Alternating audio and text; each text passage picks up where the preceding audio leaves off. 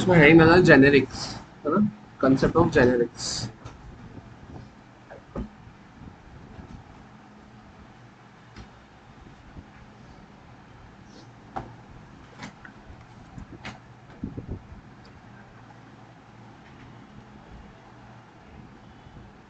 अब जेनेरिक्स मतलब होता क्या है वैसे, जैसे मैंने आपको लास्ट क्लास में एक्सप्लेन किया था, चीज़ें क्लियर थी। वो स्वैपिंग वाला कंसेप्ट बताया था, डेटा टाइप वाला कंसेप्ट बताया था, है ना। तो उसका अपने को एग्जाम्पल फ्रेम करके देखना है। तो यहाँ पे देखा डेमो वन डॉट जावा।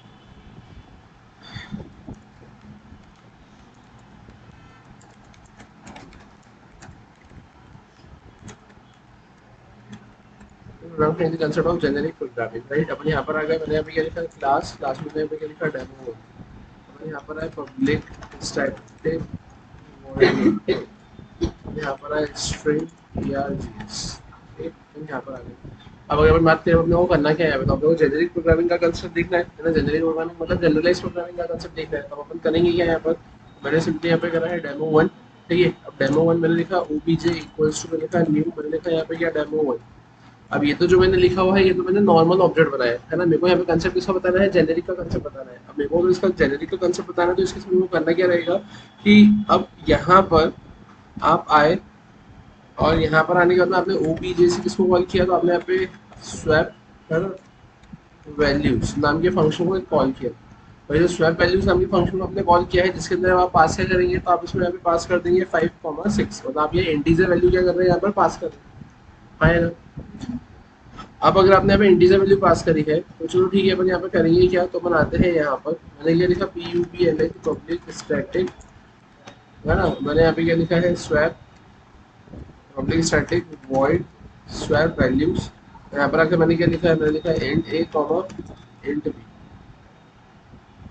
ठीक है। अपन यहाँ पर आ गए, मैंने क्या लिखा है यहाँ पर इंट टेम्प, मैं यहाँ पे क्या लिखूंगा, temp equals to A equals to B, और बी इक्वल्स टू मैंने यहाँ पे कितना लिख दिया है 10।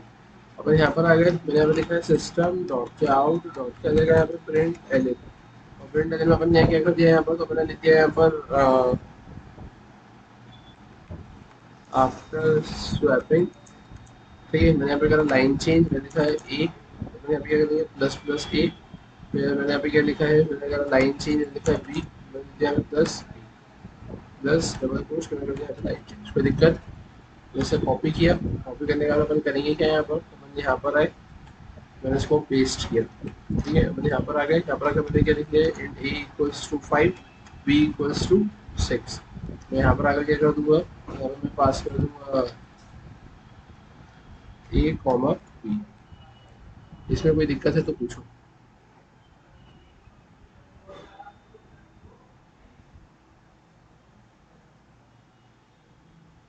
समझ में आया क्या, क्या। अब ये यहाँ पर अपने इसको स्टैटिक बनाया है ना, तो अपन डायरेक्टली उसको इससे कॉल कर सकते हैं, है ना। बट अपने को तो उसको क्लास के ऑब्जेक्ट से कॉल करना है, तो अपन स्टैटिक नहीं बनाएंगे, अपन उसको क्लास के ऑब्जेक्ट से कॉल करना है ना।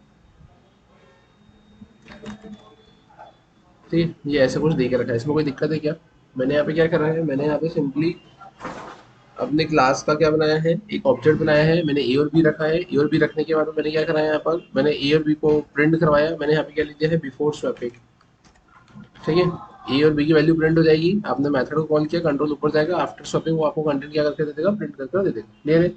लेकिन अब अगर मैं बात करूँ यहाँ पे, क्या मैं क्या करूँगा कि अगर मैं अब यहाँ पर ओबीजे से स्वैप वैल्यू को कॉल करूँगा, और अब ए और बी की जगह अगर मैंने यहाँ पे फ्लोट पास कर दिया, या मैंने डबल पास कर दिया, या मैंने कैरेक्टर पास कर दिया, तो ऊपर तो इंटीजर है ना, अब वो इंटीजर कैरेक्टर लेगा क्या, नहीं। इंटीजर डबल लेगा क्या, नहीं। मेरे को वहाँ पे फिर क्या करना पड़ेगा, मेरे को फिर से एक और मेथड क्या करना पड़ेगी, वहाँ पर बनाना पड़ेगी। मैंने बोला कि मेरे को एक और मेथड बनाना भी नहीं है, तो फिर मैं क्या करूंगा, तो उस केस में फिर अपने यहाँ पे कंसेप्ट लेकर आते हैं जेनेरिक प्रोग्रामिंग का। मैंने इसके आगे यहाँ पे क्या लिख दिया, मैंने लिख दिया यहाँ पे dt, है ना। मैंने यहाँ पे क्या लिख दिया है, मैंने यहाँ पे सिंपली लिख दिया है dt।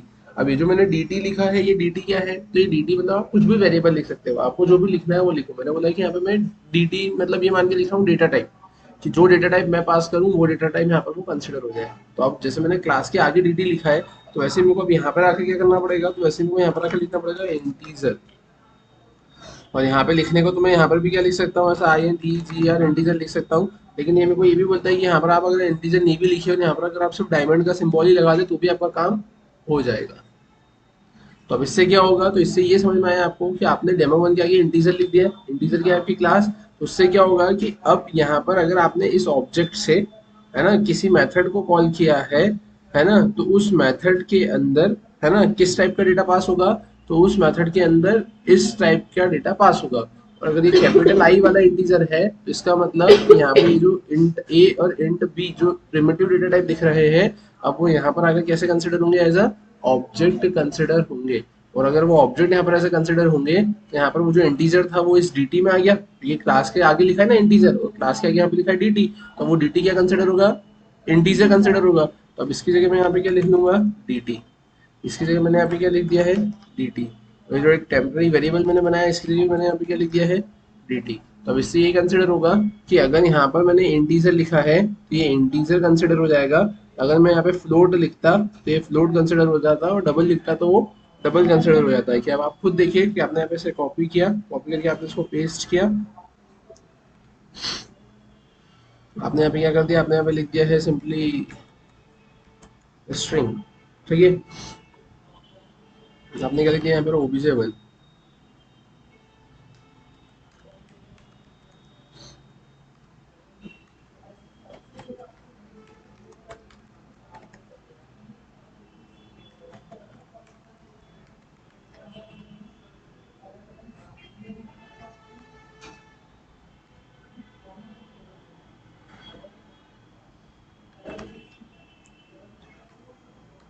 तो समझ में आया क्या, यहाँ पर आप क्या करेंगे, तो यहाँ पर आप लिखेंगे ओबीजे, क्लियर है।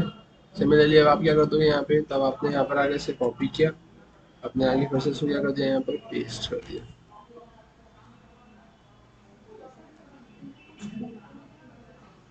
क्या किसको, तो आप वेरिएबल कुछ भी लिखो ना वहाँ पे, उसी को तो बोलते हैं जेनेरिक क्लास। आपने वो क्लास के नाम क्या किया वैसा लिख दिया तो उसको बोलते हैं जेनेरिक क्लास। नहीं, क्लास के आगे वो तो डेटा टाइप लिखा है ना, कि किस टाइप का डेटा उस क्लास का ऑब्जेक्ट उस मेथड के अंदर से पास करेगा। हाँ, हाँ, नाम आप कुछ भी लिख सकते हो।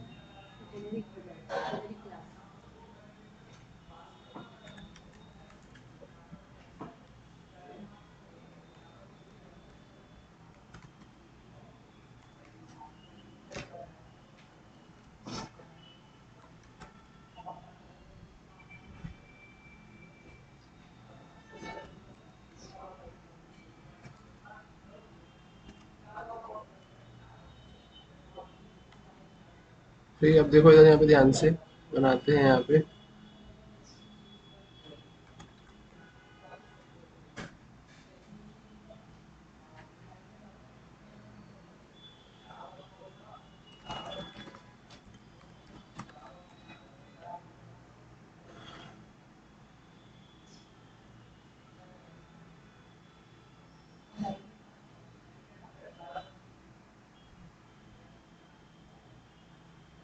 अपने यहाँ पर है, अभी यहाँ पर आके अपन क्या करेंगे, लेकिन ये जावा और लिखा डेमो, तो देखो आ गया ना ये 5 6 तो 6 5, एंड्रू एंडरसन तो एंडरसन एंड्रू, 45 78 तो 78 45।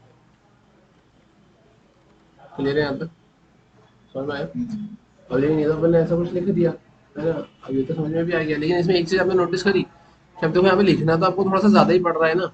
आप देखो यहाँ पर आपने एक ऑब्जेक्ट बनाया, फिर से ऑब्जेक्ट बनाया, फिर से ऑब्जेक्ट बनाया, तीन तीन ऑब्जेक्ट बनाना पड़ रहा है ना। तो ये जो कंसेप्ट है, ये तो किसका कंसेप्ट है, आपका जेनेरिक क्लास का।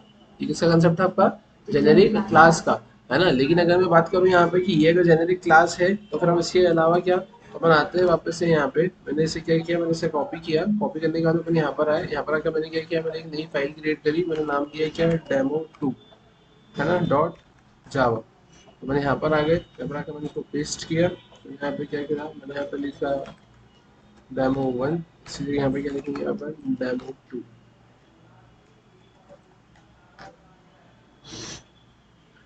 मैंने यहाँ पर आ गए, अब यहाँ आने का तो मतलब करेंगे क्या। तो अब एक चीज याद रखना, आप ये तो ऐसे लेके रखा हुआ है, अब मैं चाहता हूँ कि यार यहाँ पर अलग अलग ऑब्जेक्ट ना बनाऊं, है ना। मैं एक ही ऑब्जेक्ट से कॉल कर लूँ, क्योंकि सिंपल सी बात है ना कि आप जिस टाइप का डेटा पास करें उस टाइप की वैल्यूज वापस स्वैप हो जाए। तो फिर आप उस केस में आप करेंगे क्या, तो आपने यहाँ पे क्या लिखा है, तो आपने यहाँ पर एक क्लास बनाई। अभी देखो यहाँ पर आपने क्या लिखा था, आपने यहाँ पर लिखा था इंटीजर, तो ये इंटीजर कैसी क्लास थी? प्री डिफाइंड क्लास थी, बनी बनाई क्लास थी। ये स्ट्रिंग क्या है? बनी बनाई क्लास है। यहाँ डबल क्या है? बनी बनाई क्लास है। तो मैंने यहाँ पे क्या किया, तो मैंने यहाँ पे लिखा सिंपली क्लास, और क्लास में मैंने यहाँ पे क्या लिखा है? My class. मैंने क्या कर दिया है? मैंने लिखा क्लास, और क्लास में मैंने क्या लिख दिया है यहाँ पर?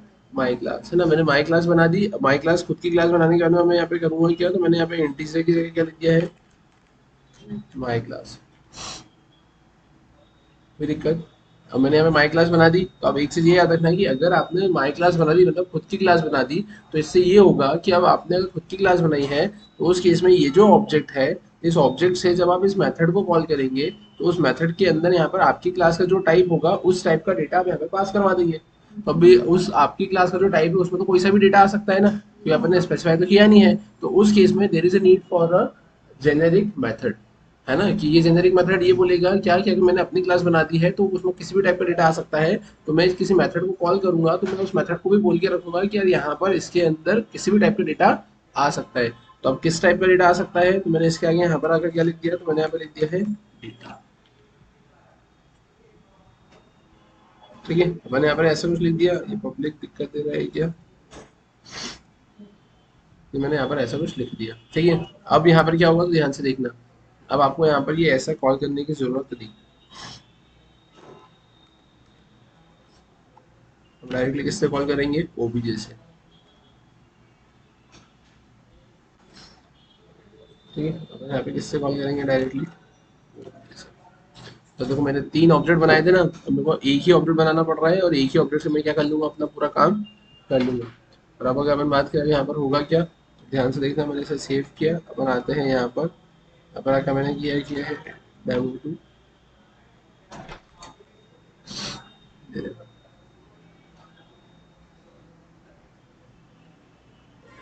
बनाया क्या? उसमें क्या हुआ? उसमें आपको ऑब्जेक्ट बनाना नहीं पड़ रहा है। इसके पहले आपको ऑब्जेक्ट बनाना पड़ रहा था। सर, तो मतलब ये ऐसा नहीं हो सकता कि जैसे अपन यूजर से नंबर लेते हैं, यूजर कोई भी वैल्यू डालता है, चाहे वो इंटीजर डाले चाहे वो फ्लोट डाले, हाँ, तो वो आपस में स्वैप करें, लेकिन तो यहाँ वो तो कैसे अगर पॉसिबल ही नहीं है। ना, आप खुद बताओ कि जब आपने यहाँ पर एक बार इसमें इंटीजर सेट कर दिया नीचे से लाके, और एक बार आपने इसमें स्ट्रिंग सेट कर दिया, तो नेक्स्ट टाइम इंटीजर स्ट्रिंग और स्ट्रिंग इंटीजर में कैसे जाएगा? ये वेरिएबल किस टाइप का कंसिडर होगा? ये वेरिएबल तो किसी एक टाइप का ही कंसिडर होगा ना।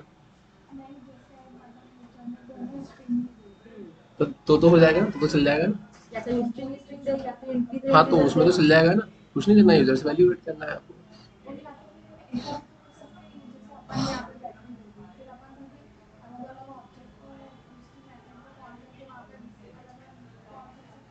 तो कर ही रहे थे ना इसके पहले वाले प्रोग्राम। नहीं, तो फिर यहाँ पे कैसे कॉल करना है आपको?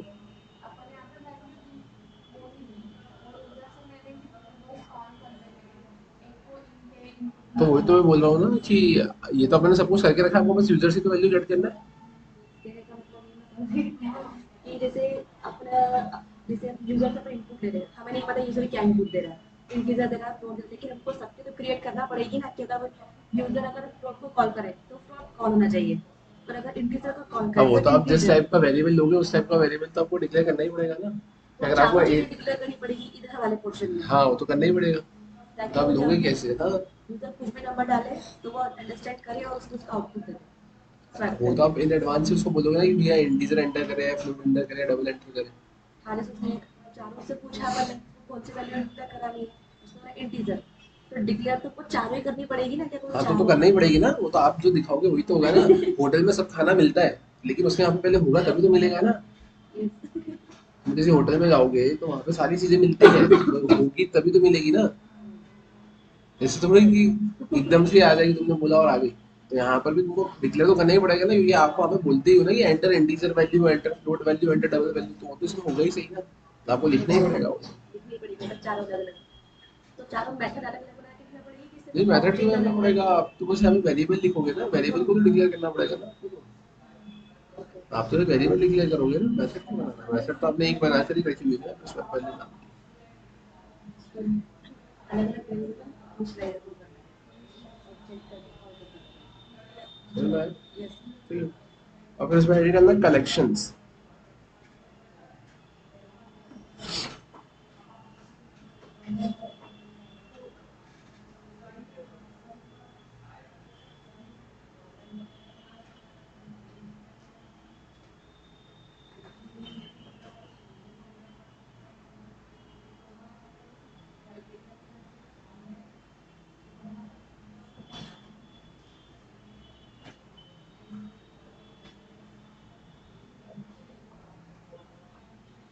एक second।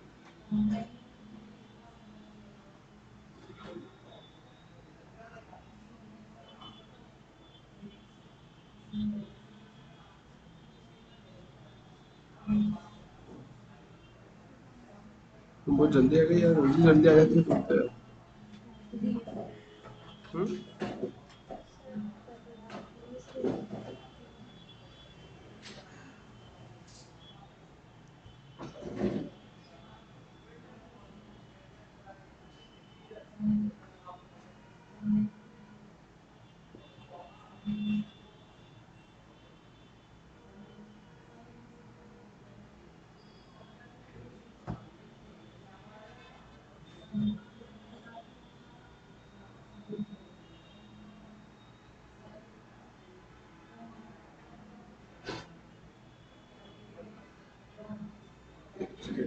फॉरवर्ड कर रहा हूँ तुमको।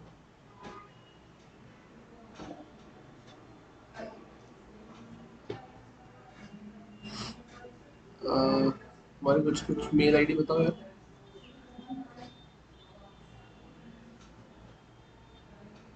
और शीतल पात्रे, हाँ और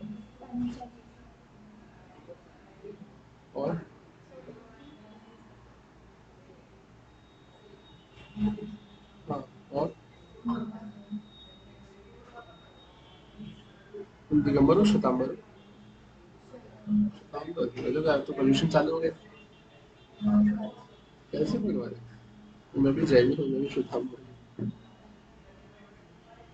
वो मैंने मेल करा है तुमको।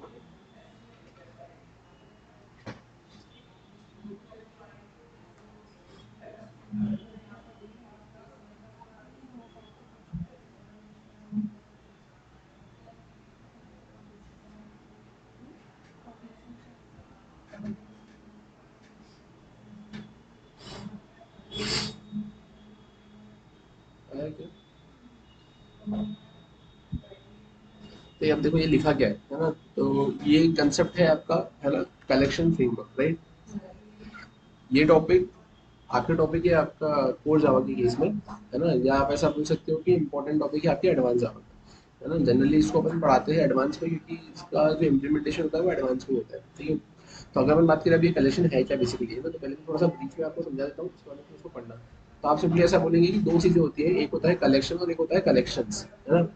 तो कलेक्शन और कलेक्शंस, है ना, both are the part of Java collection framework, है ना? But both serves different meaning. मतलब कलेक्शन और कलेक्शंस दोनों ही कलेक्शन फ्रेमवर्क का पार्ट होते हैं, लेकिन दोनों ही क्या करते हैं, एक डिफरेंट अलग अलग मीनिंग को क्या करते हैं, सर्व करने का काम करते हैं। कलेक्शन आपके सिंपली होता है इंटरफेस, और कलेक्शंस होती है आपकी क्लास। बोले तो यूटिलिटी क्लास, या फिर बोल सकते हो हेल्पिंग क्लास। क्लियर हुआ? अब अगर अपन बात करें कि अब ये कलेक्शन होता क्या है, तो जैसे कि आपको नाम से ही समझ में आ रहा है कि अगर आप किसी चीज में बोले ऐसा कि मेरे पास में किसी चीज का कलेक्शन है, तो कलेक्शन मतलब आप क्या समझते हैं कि कलेक्शन मतलब सेम टाइप की चीज बहुत सारी, है ना? अलग अलग चीज का आप कलेक्शन नहीं बोलेंगे कि अगर आपके पास में इधर कोई सी स्पेसिफिक बुक है, कोई सा स्पेसिफिक स्पोर्ट गेम है ना? कोई स्पेसिफिक आपके पास में सेलफोन है, कोई स्पेसिफिक लैपटॉप है, कोई स्पेसिफिक वॉल हैंगिंग है, कोई स्पेसिफिक टाइप का गैजेट है, तो आप उसको ये नहीं बोलेंगे मेरे पास में ये सारी चीजों का कलेक्शन है। आप बोलेंगे कि अपन ऐसा बोलते हैं ना कि मेरे पास में अच्छी अच्छी बुक्स का कलेक्शन है ना? तो वो अच्छी अच्छी बुक्स बोले तो एक सेम टाइप की, मैंने मतलब मेरे पास में अच्छे अच्छे गैजेट्स का कलेक्शन है, जिसके अंदर आपका सेलफोन या आईफोन या इस टाइप की जो मोबाइल्स आ जाए। तो तो यहाँ पर भी आप क्या बोलेंगे कि कलेक्शन मतलब किसका, तो यहाँ पर आपका जो कलेक्शन होगा वो आपके ऑब्जेक्ट्स का होगा। यहाँ पे कलेक्शन किसका होगा, आपके ऑब्जेक्ट्स का होगा, है ना? तो आप क्या बोलेंगे कि कलेक्शन मतलब क्या, तो कलेक्शन होगा यहाँ पर ऑब्जेक्ट्स का। अब ये कैसे कलेक्शन होगा और कैसे ऑब्जेक्ट का होगा, तो आप सिंपली ऐसा बोलेंगे कि collection is a grouping up of individual object represented as a single unit.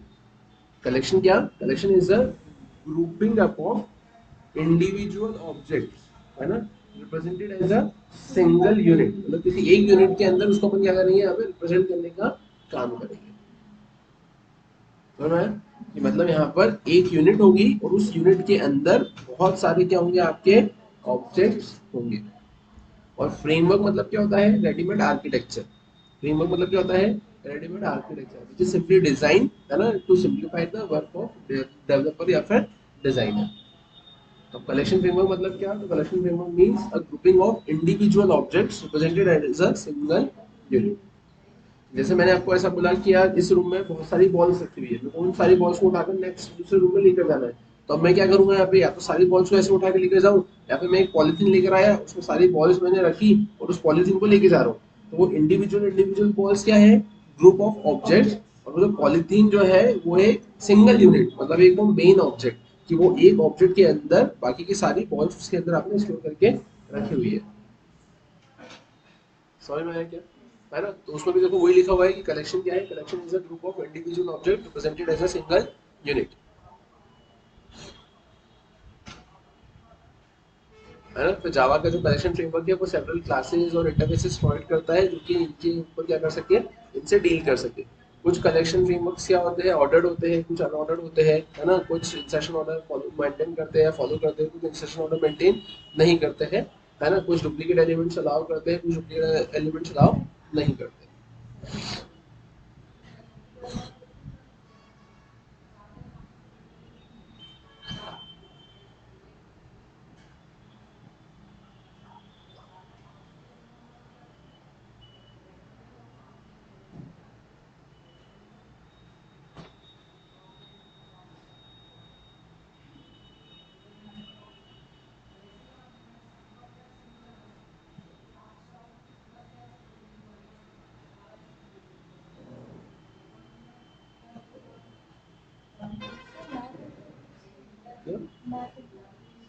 वो मैं बताऊंगा अभी। यहाँ तक समझ में आया क्या? यहाँ तक क्लियर है? ठीक है। फिर अगर अपन बात करें कि उसी में वो एक पॉइंट लिखा हुआ है कि कलेक्शन के साथ में ही मैप भी क्या करता है कि इंपॉर्टेंट रोल प्ले करता है ना? अब कलेक्शन के साथ में अगर मैप भी एक इंपॉर्टेंट रोल प्ले करता है, तो आप ऐसा बोलेंगे कि कलेक्शन अपने आप में एक अलग है, मैप अपने आप में एक अलग है, लेकिन दोनों ही पार्ट किसका है? आपके कलेक्शन फ्रेमवर्क का ही पार्ट है। थोड़ा सा ब्रीफ में अगर देखा जाए तो आप बस अभी इतना समझिए कि मैप क्या होता है। तो मैप आपकी की वैल्यू पेयर से डील करता है, क्या और कैसे वो अपन आगे जाकर देखेंगे। अभी इनिशियली अगर अपन बात करें फिर आगे क्या देख रखा है, तो डायग्राम देख रखा है जिसमें आप देखेंगे सबसे पहले ऊपर क्या लिखा हुआ है? इटरेबल। इटरेबल के बाद में क्या लिखा है? कलेक्शन। और कलेक्शन के बाद में तीन चीजें लिखी हुई है, क्या लिखा है? लिस्ट, क्यू और सेट। तो ये जो लिखे हुए हैं ये डार्क ब्लू में है ना, तो ये सब क्या है? आपके इंटरफेसेस। इंटरफेस इंटरफेस को क्या करता है? एक्सटेंड करता है। और क्लासेस इंटरफेस को क्या करती है? इम्प्लीमेंट्स करती है। अब ये जो लिस्ट देके रखा हुआ है, तो लिस्ट इज सिंपली अ सब interface of your collection interface. ठीक है। और इस लिस्ट इंटरफेस के अंदर आपके पास में क्या देके रखी हुई है? कुछ क्लासेस देके रखी है। और कुछ क्लासेस देके रखी है, तो उन क्लासेस में कौन कौन सी है? एरे लिस्ट है, लिंक लिस्ट है, वेक्टर है और स्टैक है। जो स्टैक है उसने क्या करके रखा है? एक्सटेंड करके रखा है। किसको एक्सटेंड करके रखा है? आपकी वेक्टर क्लास को। और जो लिंक लिस्ट है उसने क्या करके रखा हुआ है? तो उसने लिस्ट को तो इम्प्लीमेंट करके रख के रखा हुआ है, साइड बाय साइड उसने यहाँ पे डी क्यू को भी क्या करके रखा है? इम्प्लीमेंट करके रखा हुआ है। ये लिंक लिस्ट कैसे काम करेगा? लिस्ट की तरह भी काम कर लेगा और क्यू की तरह भी काम कर लेगा। और लिस्ट क्यू के अंदर क्या आएगा? फिर प्रायोरिटी क्यू आएगा और फिर डी क्यू आएगा, है ना? सिमिलरली आप क्या बोलेंगे? फिर उसमें क्या है? सेट। तो सेट में क्या आएगा आपके पास में? हैश सेट, है ना? Linked hash set. और फिर उधर सॉर्टेड सेट आपका इंटरफेस हो गया, तो उसमें लिखा जाएगा ट्री। ले रहे क्या? समझ में आया? फिर अब इसके पहले आप क्या बोलेंगे कि बिफोर कलेक्शन फ्रेमवर्क, है ना, मतलब जो ये जेडीके 1.2 के पहले, है ना, बिफोर कलेक्शन फ्रेमवर्क जो कॉमन मेथड्स थी, कॉमन तरीके थे जिसमें आप ऑब्जेक्ट्स को ग्रुप करते थे, वो क्या था? हैश टेबल था, है ना, एरे की मेथड्स थी, है ना। इसमें आप क्या करते थे? यहाँ पर आपके ग्रुप ऑफ ऑब्जेक्ट्स को होल्ड करके रखने का, स्टोर करके रखने का काम करते थे। लेकिन after the evolution of collection framework या after the emerging of collection framework, है ना, फ्रॉम जेडीके 1.2, है ना, तो आप क्या बोलेंगे यहाँ पे कि जो लेगेसी क्लासेस थी। अभी लेगेसी क्लासेस क्या होती है? लेगेसी क्लासेस मतलब विरासत में मिली हुई। विरासत में मिली हुई मतलब कि जब जावा चालू हुआ, तो जब जावा चालू हुआ है तो उस टाइम के उसको चालू में होने के साथ में जो कुछ क्लासेस यहाँ पे इन एडवांस एग्जिस्टेंस में थी, है ना, तो उन क्लासेस को क्या किया गया है?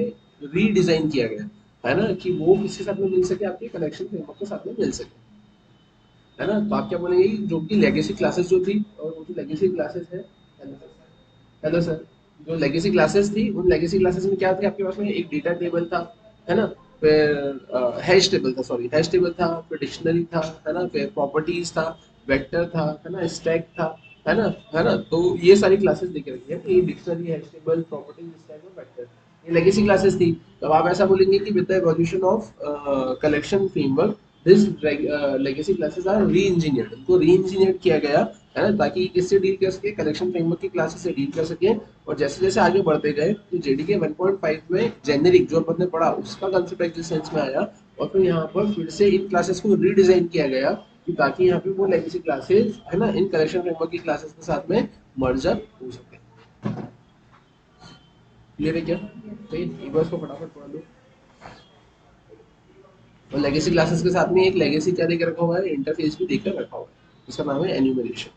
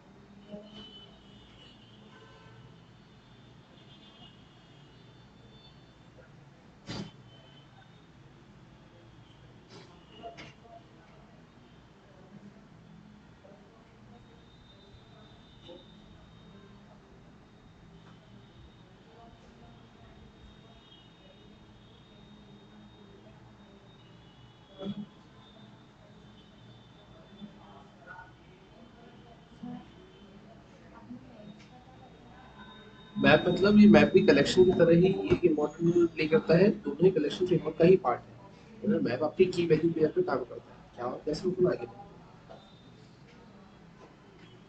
हाँ तो समझ में आ गया क्या, है ना। अब इसके बाद में क्या दे के रखा है, आपको लिस्ट दे के रखा हुआ है, तो अब लिस्ट के केस में आप क्या बोलेंगे, तो लिस्ट इज सिंपली अ सब interface of your collection interface, है ना। लिस्ट क्या है, सब इंटरफेस है, पहला पॉइंट। दूसरा पॉइंट आप क्या बोल सकते हो कि it is a sequence of, क्या क्या लिखा हुआ है, this is a ordered collection, है ना, समटाइम्स कॉल्ड अ सीक्वेंस। तो ये क्या है, आपका ऑर्डर्ड कलेक्शन है। ऑर्डर्ड कलेक्शन मतलब कैसा कि एक के बाद एक के बाद एक के बाद एक, है ना। और ये क्या करता है, मेंटेन करके रखता है क्या, इंसर्शन ऑर्डर, है ना। It is an ordered collection और सिंपली मेंटेन्स इंसर्शन ऑर्डर, है ना। और लिस्ट में कंटेन्स डुप्लीकेट एलिमेंट्स, लिस्ट जो भी आपको डुप्लीकेट एलिमेंट्स को मेंटेन करके रखने का काम कर सकती है। क्लियर है क्या यहाँ पे, कोई दिक्कत? ठीक है। फिर अगर अपन बात करें अब उसके अलावा, तो उसके अलावा फिर आपको देखे रखा हुआ है यहाँ पे, जैसे कि आपने देखा लिस्ट जो है, लिस्ट के अंदर सेवरल क्लासेस आती है, और उन सेवरल क्लासेस के अंदर सबसे पहली क्लास है आपके पास में आपकी एरे लिस्ट। अब ये एरे लिस्ट है क्या, है ना, थोड़ा सा इसको ध्यान से समझना, ये इंपॉर्टेंट टॉपिक है। अपन भी जो कलेक्शन फ्रेमवर्क में पढ़ेंगे तो अपन सबसे ज्यादा एरे लिस्ट के बारे में ही पढ़ेंगे, या इन शॉर्ट आप ऐसा बोल सकते हो कि अपन एरे लिस्ट के ऊपर ही सारे प्रोग्राम बनाकर देख लेंगे। बाकी उसके बाद में तो फिर जितनी भी क्लासेस हैं उन सब के ऊपर जो नया नया होगा अपन वो इम्प्लीमेंट कर लेंगे। अब अगर मैं ऐसा कहूँ कि कुछ कंसेप्ट एरे लिस्ट से बताऊँ, कुछ लिंक लिस्ट से बताऊँ, कुछ वेक्टर से बताऊँ, कुछ स्टैक से बताऊँ, तो उसमें आपको ये कंफ्यूजन होगा कि सर ये वाली चीज़ इससे करके देखी है तो ये वाली चीज़ क्या इससे नहीं कर सकते, या ये वाली चीज़ क्या इससे नहीं कर सकते, या ये वाली चीज़ जो इससे करी है वो इससे नहीं कर सकते, या ये वाली चीज़ इससे नहीं कर सकते। तो मैं यहाँ पे जितना हो सकता है उतना एरे लिस्ट से करके दिखा दूंगा, और उसके बाद बाकी क्लासेस में जो नया होगा अपन उससे पढ़ लेंगे। एक चीज आप ये भी याद रखना कि जो इम्पोर्टेंट है वो एरे लिस्ट से सबसे ज्यादा इम्पोर्टेंट है, कि आप आगे इन फ्यूचर का यूज करते हो तो एरे लिस्ट ही में ज्यादा यूज करते हैं। अभी एरे लिस्ट बेसिकली है क्या, तो जैसा कि आपने एरे पढ़ा होगा, तो एरे के केस में आपने क्या देखा होगा कि array is a collection of homogeneous data elements. Homogeneous मतलब सेम टाइप के डेटा एलिमेंट्स का कलेक्शन होता है।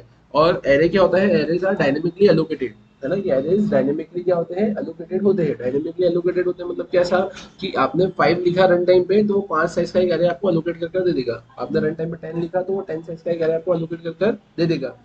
यहाँ पर अगर अपन बात करें कि यहाँ पर वो रोल कैसे प्ले कर रहा है, तो आप ऐसा बोल सकते हैं कि जो एनालिस्ट होता है वो भी किसके कंसेप्ट पर काम करता है, डायनेमिक एरे के कंसेप्ट पर ही काम करता है। लेकिन अब ये तो प्रॉब्लम है ना, डायनेमिक एरे के कंसेप्ट पर काम करता है मतलब कि एक बार अगर मैंने 5 लिख दिया है तो वो 5 साइज का एक एरे बना देगा, और वो 5 साइज के एरे पे काम करेगा, तो अब उसके बाद आप उसको चेंज नहीं कर सकते। लेकिन अगर मैं एरे लिस्ट की बात करूँ तो इसका जो मैकेनिज्म, इसका जो बिहेवियर होता है वो ग्रो और श्रिंक का होता है, कि ये ग्रो हो सकता है ना। कि अगर आपने भले ही यहाँ पे 5 लिखा है, 5 एलिमेंट लिखे, अगर 6 आ गए तो उसकी साइज बढ़ जाएगी, 10 आ गया तो उसकी साइज बढ़ जाएगी। तो वो क्या और वो कैसे, तो आप सिंपली ऐसा बोलेंगे कि जो एरे लिस्ट है ना, वो किस पे काम करता है, डायनेमिक एरे पे तो काम करता है। अब डायनेमिक एरे पे काम करता है तो जैसे आपने बोला कि डायनेमिक एरे की कुछ साइज होती है ना, जैसे मैंने यहाँ पे बोला 5, तो वो 5 साइज का एक एरे बन गया। 10, तो वो 10 साइज का एक एरे बन गया। अब यहाँ पर दो चीजें होती है, एक होता है कैपेसिटी और एक होता है साइज। मैंने बोला कि इस क्लासरूम में कितने स्टूडेंट्स आए, तो 1 2 3 4 5, तो इस क्लास की साइज कितनी हो जाएगी, 5। लेकिन इस क्लास की कैपेसिटी कितनी है, 1 2 3 4 5 6 7 8 9 10 11 12 13 14 और 15, कि इस क्लास की कैपेसिटी है 15 स्टूडेंट की, लेकिन साइज अभी क्या है फिलहाल इसकी 5। तो सिमिलरली आप ऐसा बोलेंगे कि अब आपने बोला है कि ये काम करता है एरे लिस्ट आपके एरे पे, आपने ये बोला है कि एरे होता है डायनेमिक इन नेचर, तो डायनेमिक इन नेचर में उसकी फिर साइज क्या होगी, तो बाय डिफॉल्ट एरे लिस्ट की जो कैपेसिटी होती है वो होती है 10 की। बाय डिफॉल्ट एरे लिस्ट की जो कैपेसिटी होती है वो कितनी की होती है, 10 की।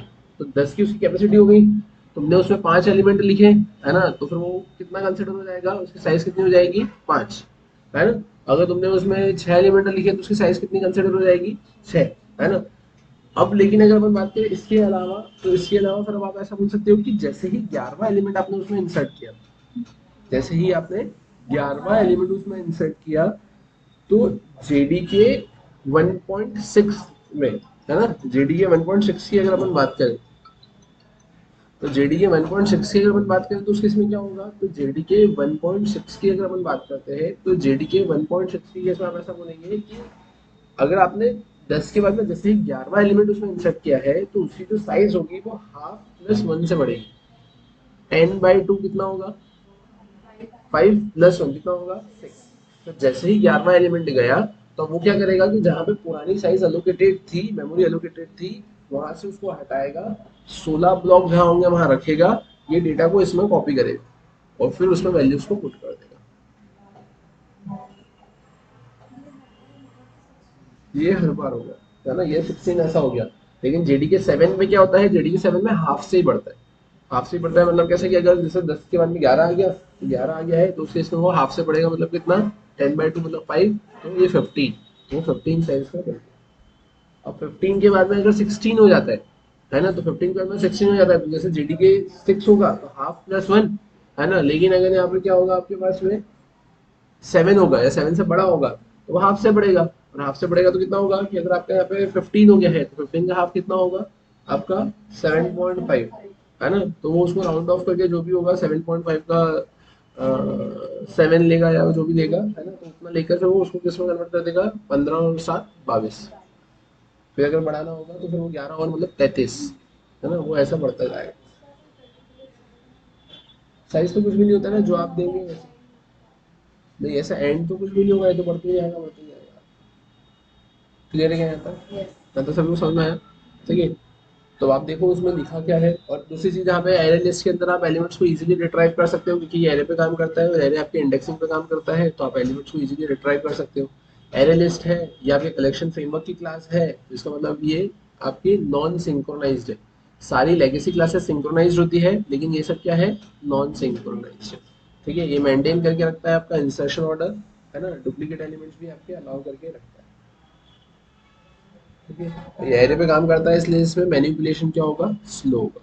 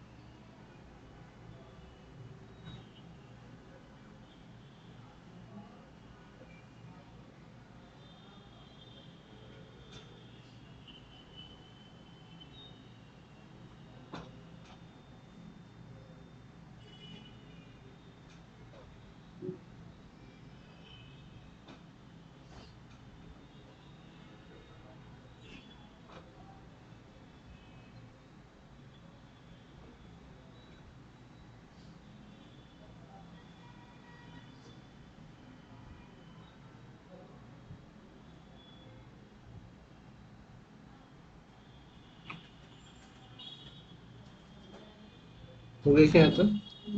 समझ में आया? ये नहीं आता? ठीक है। फिर उसमें पॉइंट्स भी आपने देख ही लिए होंगे, है ना? तो अपन फिर इसके एग्जांपल फ्रेम में कर देखते हैं। उसमें डिफरेंस भी देके रखा है एरे वर्सेस एरे लिस्ट के बारे में, है ना? तो अगर आपको वो भी देखना है तो वो मैं बता ही देता हूँ कि आप इसमें क्या बोलेंगे कि एरे की अगर अपन बात करें तो array is fixed in length, है ना? एरे फिक्स्ड इन लेंथ होता है, लेकिन एरे लिस्ट आपका फिक्स्ड इन लेंथ नहीं होता है, ठीक है? फिर आप बोल सकते हैं कि एरे के अंदर आप प्रिमिटिव डेटा टाइप भी होल्ड कर सकते हो और ऑब्जेक्ट का रेफरेंस भी होल्ड कर सकते हो, लेकिन एरे लिस्ट के अंदर आप सिर्फ ऑब्जेक्ट का ही रेफरेंस होल्ड करके रख सकते हो, ठीक है ना? फिर उसके अलावा अपन ऐसा बोल सकते हैं कि जो क्या, we can not change the length, है ना? मतलब आप एरे के केस में लेंथ को चेंज नहीं कर सकते, एरे लिस्ट के केस में आप लेंथ को चेंज कर सकते हैं, ठीक है ना? फिर उसके बाद में बस, है ना, ये आखिरी वाला पॉइंट तो कुछ भी था वो गलत आ गया था उसमें कि प्रिमिटिव जो है automatically converted into object which is used out of box, उसको हटा दो। बाकी उसके अलावा तो ये बस 4 पॉइंट ही थे ना यार, समझ में आया यहाँ पर? ठीक है। हाँ हाँ, मतलब वो आखिरी वाला पॉइंट नहीं था, बाकी वो 4 तो वैसे ही है ना? ये नहीं आता कोई दिक्कत इसमें? समझ में आया, है ना? तो अपन इसके एग्जांपल्स फिर यहाँ पर फ्रेम कर देखते हैं, है ना? पहले एग्जांपल फ्रेम कर देखते हैं, बाद में फिर लिंक लिस्ट पढ़ेंगे, है ना? अपन चलते हैं यहाँ पर, देखेंगे आप यहाँ पर, तो जैसा कि आपकी स्क्रीन पर आपको दिख रहा है, अपन आते हैं यहाँ पे। सर स्ट्रिंग बिल्डर में भी कैपेसिटी मेथड होती है तो वहाँ भी यही कॉन्सेप्ट लगता है। स्ट्रिंग बिल्डर की अगर अपन बात करें, कैपेसिटी मेथड, वो इंश्योर कैपेसिटी का बोल रहे हो क्या? हाँ, मतलब आप ऐसा बोल सकते हो कि कंसेप्ट वही इम्प्लीमेंट होगा, है ना? बट आप उसको एज अ कलेक्शन के अंदर का पार्ट नहीं बोलेंगे, है ना? बाकी वो मेथड होती है इंश्योर कैपेसिटी, कैपेसिटी को बढ़ाने की।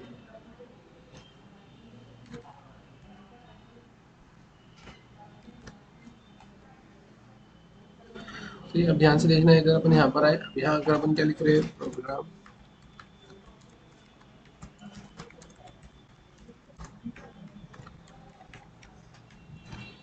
showing the concept of array list, right? अपन ने यहाँ पर आकर ऐसा कुछ लिखा, ठीक है? अब मैं यहाँ पर करूँगा क्या, तो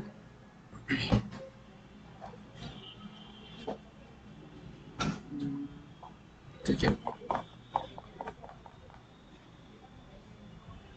ठीक है। अब मैंने यहाँ पे क्या लिखा, मैंने लिखा पब्लिक static void main।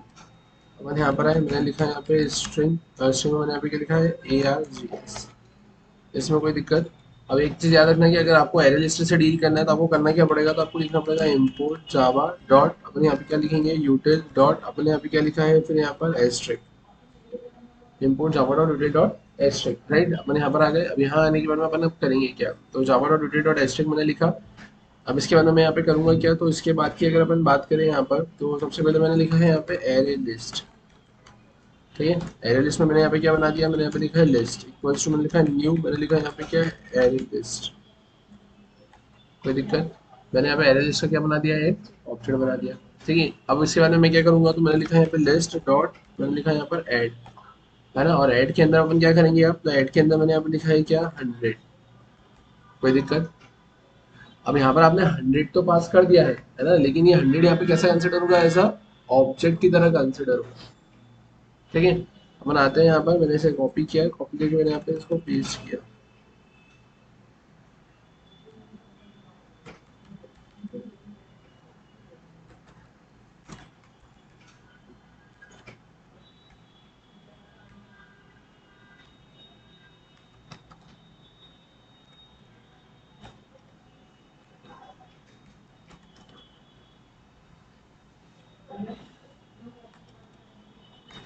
ठीक, ये मैंने यहाँ पर ऐसा कुछ मेंशन कर दिया, कोई दिक्कत है इसमें?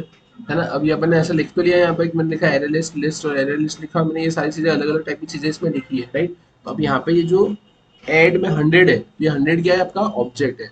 678.89 है, ये क्या है, आपका ऑब्जेक्ट है। ये हेलो क्या है, ऑब्जेक्ट है। ये क्या है, ऑब्जेक्ट है। ये क्या है, ट्रू ऑब्जेक्ट। ये नल ऑब्जेक्ट। ये 100 क्या हो गया यहाँ पर, आपका ऑब्जेक्ट हो गया। अब अगर मैं बोलूँ कि अब ये सब ऑब्जेक्ट हो गए हैं, तो इसको ग्रुप करके कौन रख रहा है, सॉरी, तो इसको ग्रुप करके कौन रख रहा है, तो इसको ग्रुप करके ये लिस्ट रख रहा है। तो ये लिस्ट क्या हो गया, तो ये वो सिंगल यूनिट हो गई है जो यहाँ पे ये मल्टीपल ऑब्जेक्ट्स को क्या करके रख रहा है, होल्ड करके रखने का काम कर रहा है। समझ में आया? और अब अगर मैं बात करूँ हम लोग को करना क्या है, तो मैंने यहाँ पे लिखा है सिस्टम डॉट क्या आउट डॉट क्या आ जाएगा यहाँ पे, प्रिंट एलन, और प्रिंट एलन में मैंने यहाँ पे क्या लिख दिया है, तो मैंने लिख दिया है एलिमेंट्स, यहाँ पे लिख दिया है लिस्ट। ठीक है, अपन आते हैं अब यहाँ पर आने के बाद में मैंने क्या किया है, तो मैंने यहाँ पे लिखा है 3। ठीक है, अब ये तो वार्निंग दे रहा है, कोई दिक्कत नहीं। अपन यहाँ पर आ गए और यहाँ आने के बाद में मैंने क्या करा है, जावा डेमो 3। ठीक है, मैंने एंटर किया, आप देखेंगे एलिमेंट्स आपको मिल गए।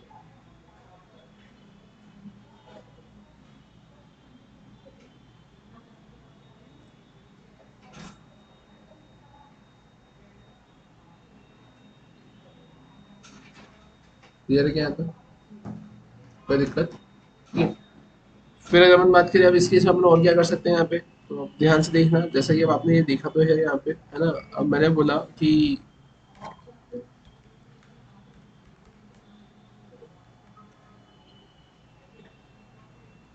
अब मैंने बोला कि मेरे को ना इन सब के ऊपर कोई ऑपरेशन परफॉर्म करवाना है, तो ऑपरेशन तो आप तभी परफॉर्म करवा पाओगे ना जब सेम टाइप का डेटा होगा।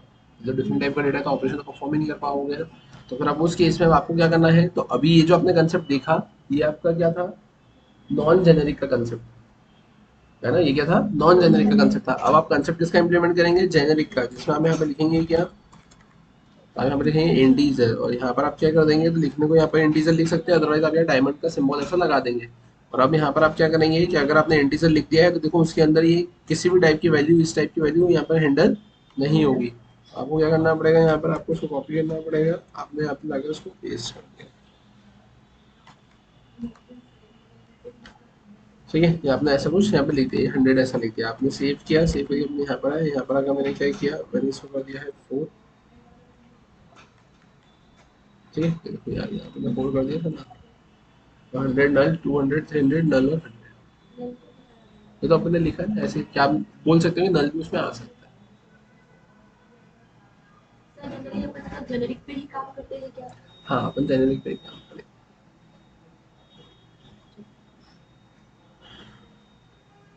ज़्यादा क्लियर है क्या सभी को, इसमें से कोई दिक्कत? ठीक है, फिर अगर अपन बात करें इसके अलावा मैंने इसमें और क्या कर सकते हैं, मैंने इसे कॉपी किया।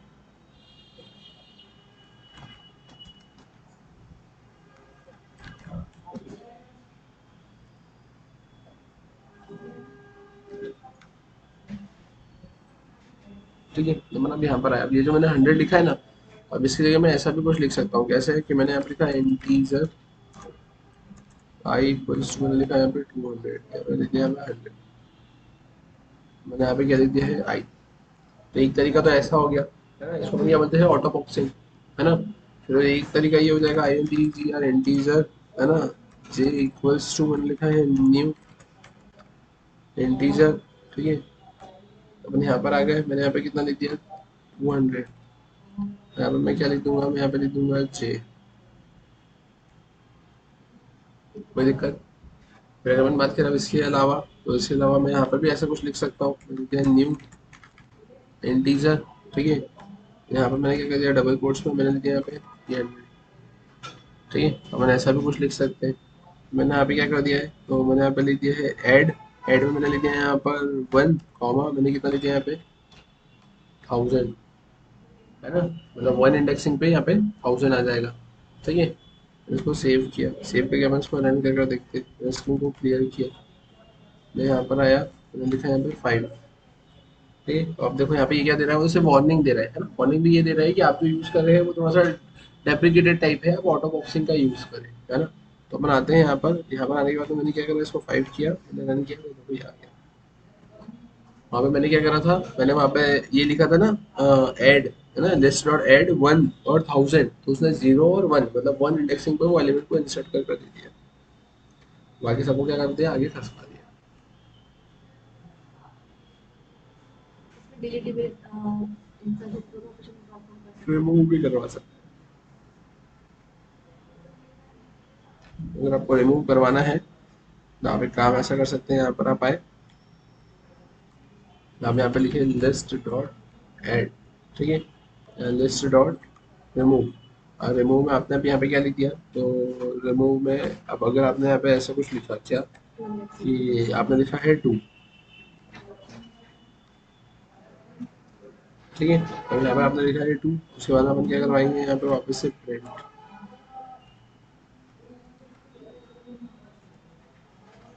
ठीक है, 0 1 और 2 तो देखो 200 चलेगा ना। तो यहाँ पर आपने इंडेक्सिंग से उसको हटाया है ना, यहाँ पर आपने उसको इंडेक्सिंग से हटाया। लेकिन अब मैं वापस से यहाँ आता हूँ, अगर मैंने यहाँ पर इसकी जगह जैसे कॉपी किया, मैंने यहाँ पर इसकी जगह क्या लिख दिया, यहाँ पे मैंने इसकी जगह यहाँ पे लिख दिया है कितना 300। 300 एलिमेंट था ना अपने पास में, मैंने वहाँ पे 300 लिख दिया, तो ये मेरे को एरर दे देगा, बोलेगा कि 300 वो उसको इंडेक्स ही कंसिडर कर रहा है। तो अब यहाँ पर अपन आया, यहाँ पर आकर मैंने इसको चलाने की कोशिश करी। अब देखो इसने मेरे को क्या दिया, अभी तो यहाँ पे क्या दिया इसने, वार्निंग ही दिया है। अगर अपन चलाते इसको यहाँ पे, देखो उसने एरर दे दिया।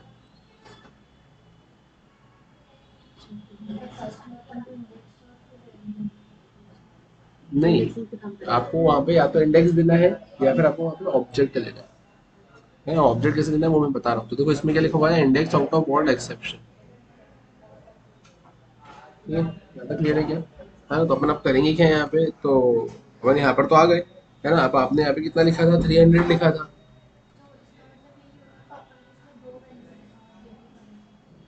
नहीं, एक ही वैल्यू देंगे। अब यहाँ पर आपने जो 300 लिखा है ना, तो इसको 300 को आपको ऐसा लिखना पड़ेगा, कैसा, न्यू इंटीजर। तो आपको यहाँ पर, या आप जो भी लिखेंगे ना वो इंडेक्स कंसिडर होगा। तो अगर आपको उसमें इंडेक्स ही कंसिडर होगा, है ना, तो आपको अगर ऑब्जेक्ट पास करना है तो आपको ऐसा लिखना पड़ेगा। ठीक है, आपने इसको सेव किया, सेव करके आप देखेंगे यहाँ पर आपने इसको वो क्लियर वैल्यू किया को इंसर्ट कराना है तो ऑब्जेक्ट इंडेक्सिंग नंबर देना और फिर वो वैल्यू देना है। जो भी आपने किया हाँ, इंसर्ट करवाने के इंसर्ट लिए कराने के इंडेक्स लिए और फिर इंडेक्स वैल्यू। और वैल्यू हाँ, और रिमूव करने के लिए या तो इंडेक्सिंग या फिर ऑब्जेक्ट। ऑब्जेक्ट हाँ, ये देखिए 300 इसमें से गायब हो गया।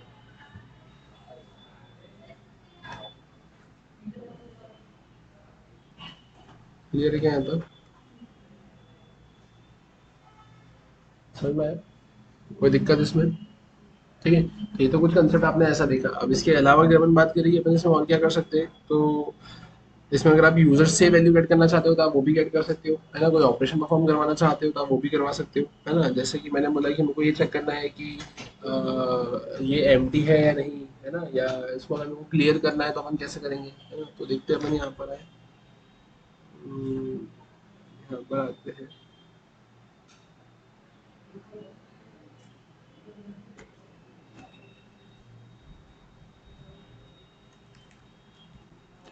ये क्या लिखा है यहाँ पर, 6 डॉट,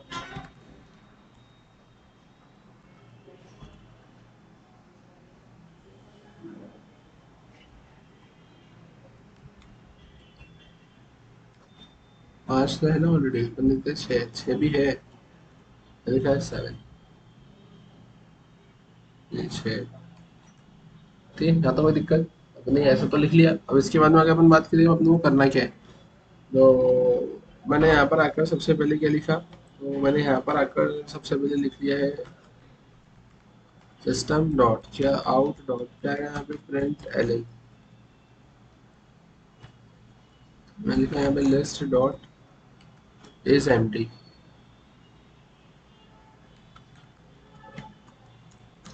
है ना। मैंने यहाँ पे क्या लिख दिया है, लिस्ट डॉट इज एम्प्टी। मैंने यहाँ पे क्या किया, ऐसे कॉपी किया, कॉपी करने के बाद में अपन यहाँ पर आए और यहाँ पे मैंने एलिमेंट्स को प्रिंट करवाया।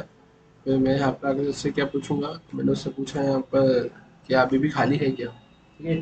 फिर उसके बाद मैंने क्या करा, मैंने यहाँ पे लिखा है लिस्ट डॉट क्लियर, है ना। तो यहाँ पे क्लियर किया और फिर उसके बाद अपन पूछेंगे यहाँ पे क्या, लिस्ट डॉट इज एम्प्टी।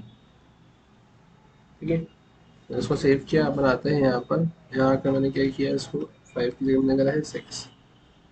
अपन आते हैं यहाँ पर, मैंने लिखा है 6। तो देखो क्या मिला मेरे को, सबसे पहले तो मेरे को इज एम्प्टी, खाली है क्या, हाँ। फिर उसने सारे एलिमेंट्स प्रिंट कर दिए, फिर खाली है क्या, नहीं। फिर मैंने उसको क्लियर कर दिया तो सब खाली है क्या, हाँ। समझ में आया? ठीक है। वहीं अगर अपन बात करें इसके अलावा, जैसे अभी तो आपका यहाँ पे ये जो आपने कुछ नहीं लिखा हुआ है ना, तो इस केस में इसकी कैपेसिटी कितनी होगी, इसकी कैपेसिटी कितनी होगी यहाँ पे, तो इसकी कैपेसिटी होगी सिंपली यहाँ पर आपके पास में 10। ठीक है, और साइज तो आप निकाल सकते हो यहाँ पे, अगर आपने लिखा है यहाँ पर एलिमेंट और प्लस आप यहाँ पे क्या कर देंगे, तो आप यहाँ पे लिख देंगे बैकवर्ड एन।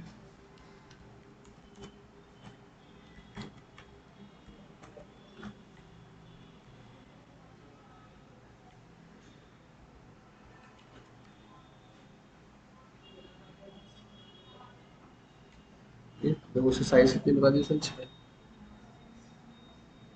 समझ में आया? ठीक है, तो अब इसकी कैपेसिटी कितनी देके रखी है, 10। मैंने उसे कॉपी किया, मैं यहाँ पर आ गया, है ना। अब अगर मैं यहाँ पर ऐसे कुछ कर दूँ, तो यहाँ पर कितना लिख दिया है, 4। तो इस केस में इसकी कैपेसिटी कितनी हो जाएगी, समझ में आया? अब मैंने 4 कर दिया, यहाँ पे लिख दिया 4, तो इसकी कैपेसिटी कितनी हो जाएगी यहाँ पर आपकी। और अब अगर इसको बढ़ाना है, 5वां नंबर का एलिमेंट आया, तो ये कितने से बढ़ेगा, हाफ से बढ़ेगा। तो अभी कितना हो जाएगा फिर, 4 के बाद में 6, है ना, तो 9, 13 ऐसे बढ़ेगा। क्लियर है क्या था, यस। इसमें कोई दिक्कत? ठीक है, फिर अगर अपन बात करें इसके अलावा अपन इसमें और क्या कर सकते हैं, तो मैंने इसे कॉपी किया,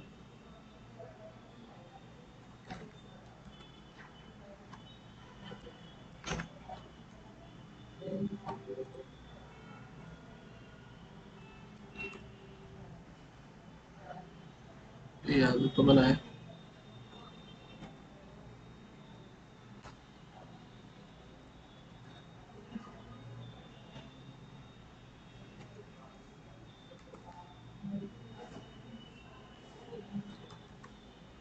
ये मैंने यहाँ पर ऐसा कुछ मेंशन कर दिया था।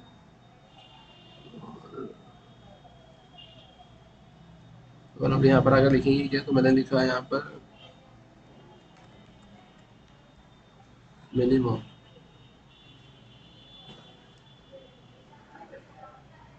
ठीक है, मैंने यहाँ पे क्या लिखा है, मिनिमम, है ना। तो अपन यहाँ पे क्या लिखेंगे,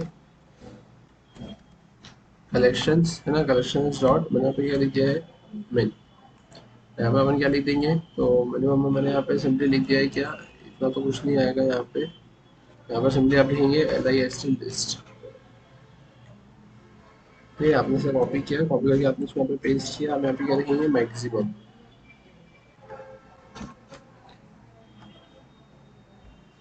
ठीक है, यहाँ पे मैंने क्या लिख दिया है, मैक्सिमम।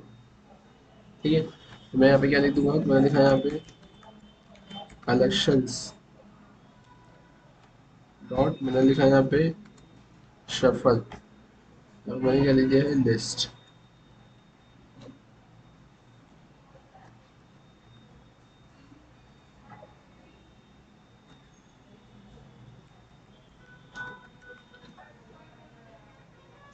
यहाँ पर अपन आए, यहाँ पर आकर अपन किसको प्रिंट करवा देंगे, अपन प्रिंट करवा देंगे यहाँ पे लिस्ट।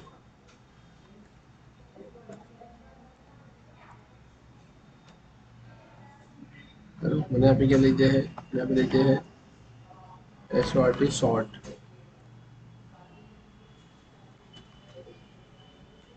ठीक है, मैंने यहाँ पे क्या लिख दिया है, मैंने लिख दिया यहाँ पे रिवर्स।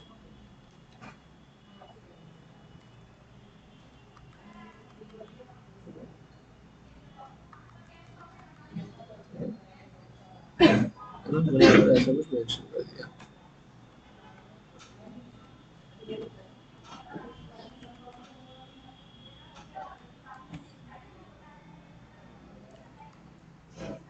गड़बड़ करी अपन ने यहाँ पे, अपन ने यहाँ पे नल लिख दिया ना यहाँ पे, है ना, Java dot lang dot null pointer exception can move, can not invoke किया।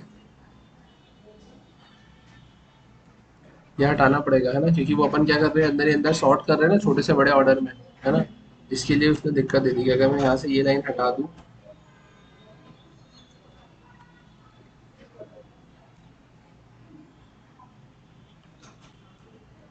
ठीक है, अभी वो can not invoke comparable compare to object because next is null, है ना। और ये कौन सी लाइन पे दे रहा है, यहाँ पे जावा 12 नंबर की लाइन पे, है ना, वो मैक्सिमम मिनिमम के लिए भी दे रहा है। तो अपन यहाँ से इसको हटाएंगे ही सही, नल अपन नहीं लिखेंगे यहाँ से, इसको हटा दिया, यहाँ पर है। ठीक है, तो मैक्सिमम आ गया, मिनिमम आ गया, मैक्सिमम आ गया। शफल करके उसने कैसे भी दे दिया, सॉर्ट करके छोटे से बड़ा दे दिया, और रिवर्स करके आपने उसको, शफल क्या होता है? शफल मतलब कैसे भी शफल करके दे दिया। जैसे कि जैसे कि अपन उसमें शॉर्टिंग वाला ऑपरेशन परफॉर्म कर रहे हैं, तो उसमें हर टाइप के शॉर्टिंग वाली लग जाएगी, जैसे बबल्स और नहीं, बाइनरी वो तो अपन एक्सप्लिसिटली लगाएंगे, वो तो जो आपने कोड जावा में लगाए होंगे, है ना। और नहीं लगाए होंगे तो आपने सी सी प्लस में पढ़ाई होगा, है ना। यहाँ पे वो इंटरनली सॉर्टिंग एल्गोरिथम्स का यूज करता है बस। यहाँ पर अपन ने तो डायरेक्टली बस सॉर्ट लिखा है ना, अपन ने एक्सप्लिसिटली लॉजिक तो लिखा ही नहीं। यहाँ तक क्लियर है क्या सभी को? वो ऑपरेशन परफॉर्म करना तो उसका लॉजिक अपन को लिखना पड़ेगा। क्लियर है यहाँ तक सभी को समझ में आया? ठीक है, तो ये कुछ कंसेप्ट है, इसका आगे का फिर कंटिन्यू करेंगे अपन अपनी नेक्स्ट क्लास में। ठीक है।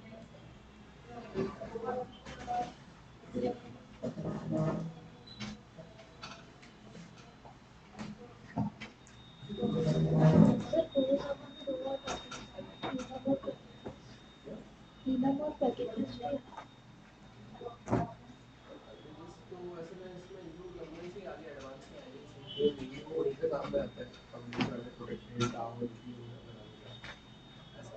तो आएगा ना कहीं पढ़ेंगे फिर तो कभी यूज आएगा उनका मतलब फोर्थ तक ही सिलेबस है, इसलिए उस वजह से।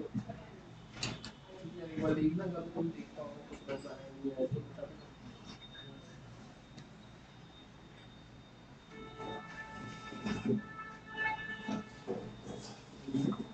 बेहतर है next time।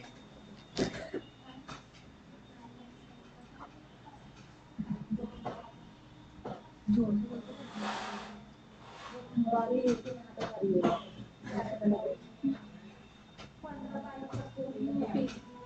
फोर हो गई है जब प्रॉपरली नहीं है पता नहीं है, टॉपिक तो दोनों में ही है, इधर में पैकेज तो और हाँ सारे लोग इसमें भी फोर में हो चुका है, ये सोचो। पर एडवांस में है ना अपन आज शाम को 8 तो